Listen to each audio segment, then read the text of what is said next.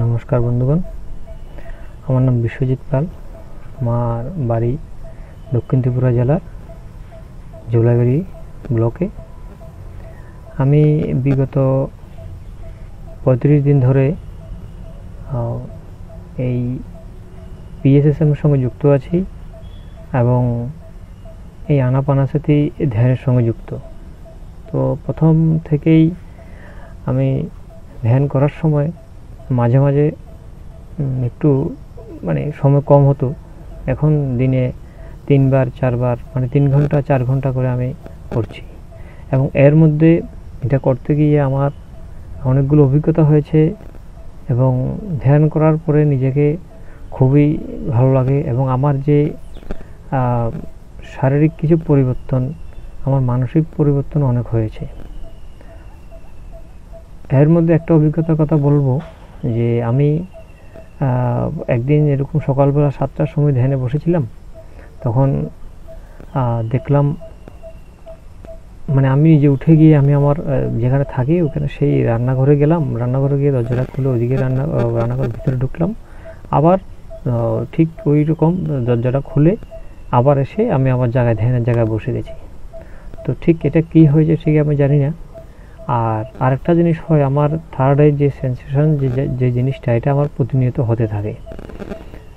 তো আমি তো প্রথমবার ধ্যান করছি, এই প্রথমবার আমার এরকম কোনো অভিজ্ঞতা নেই।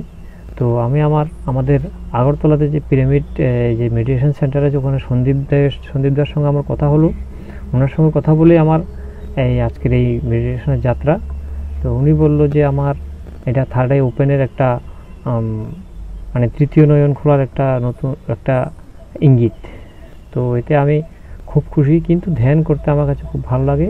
আর ধ্যান করার পর যে আমাদের কসমিক এনার্জি যে আমাদের মধ্যে আসে, সেটা যখন আমাদের একদম থটলেস হয়, প্রথম তো থটের যখন বন্যা হচ্ছে, বৃষ্টি হচ্ছে এরকম হয়, কিন্তু আস্তে আস্তে যখন আমরা অভ্যাস করি তখন সেটা থটলেস হওয়া যায়। অনেক দিন ধরে করার পরে বা অনেকক্ষণ ধরে করার পরে সেটা করা যায়। আর আরেকটা জিনিস অনুভব করলাম যে আমাদের এই PSSM এর যে মেইন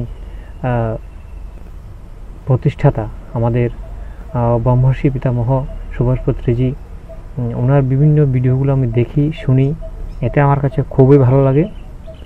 এবং ওনার বলা যেই পদ্ধতি, ওনার যে চলার যে পদ্ধতিগুলো বলে সেইভাবে ঠিক চললে আমি মনে করি আমাদের ধ্যানের মধ্যে আমাদের আরও অগ্রসর হওয়া যাবে। তো তাই আমি প্রতিনিয়ত করে যাচ্ছি। আর বিভিন্ন মাস্টারদের সঙ্গে আমার কথা হয় এবং আমি PSSM বাংলা, PSSM ত্রিপুরার যে টিম, সব টিমের সঙ্গেই থেকেই আমি আমার ধ্যানের যেই জার্নি সেটা আমি চালিয়ে যাচ্ছি। এটা বলবো যে আমার মধ্যে শারীরিক অনেক পরিবর্তন হয়েছে। শারীরিক পরিবর্তন বলতে আমার ভিতরগত আমাদের যে অর্গানসগুলো আছে সেটার মধ্যে আমাদের অনেক পরিবর্তন হচ্ছে আস্তে আস্তে, সেটা আমি বুঝতে পারছি।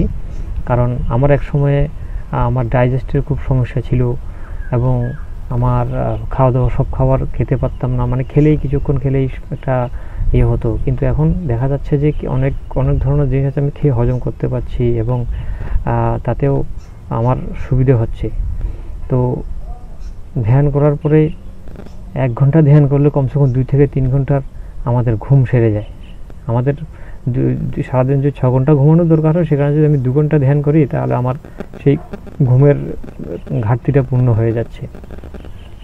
আমাদের PSSM এর একজন আমাদের ব্রহ্মর্ষি প্রেমনাথজি আছেন মাস্টার, উনি বলেছেন যে ঘুম কম যেতে ধ্যান বেশি করতে।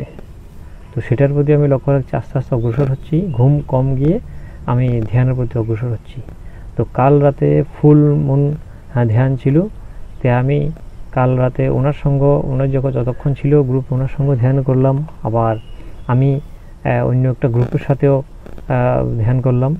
তো কাল রাতে প্রায় 3 ঘন্টা 2.5-3 ঘন্টার মতো ধ্যান হয়েছে। তো সেই ধ্যান করে আমার কাছে খুবই ভালো লাগলো। তাই আমি সবাইকে বলবো যে আপনারা সবাই ধ্যানের সাথে যুক্ত হন।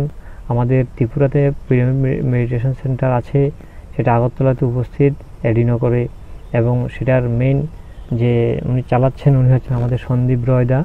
উনি আমার সঙ্গে সবসময় যোগাযোগ রাখেন, আমাকে ফোন করেন, এখন কি হচ্ছে, কিভাবে হচ্ছে, সব কিছু আমার থেকে জানেন।